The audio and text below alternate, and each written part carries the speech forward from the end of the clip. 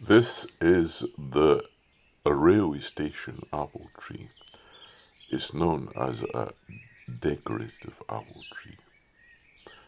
It's thought it has come from Siberia, but this particular one was found at the railway station in Hyvinkää in Finland, and it has become a very popular apple tree.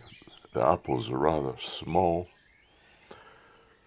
and they can be made into juice or apple sauce, but mainly it's used as a decorative apple tree.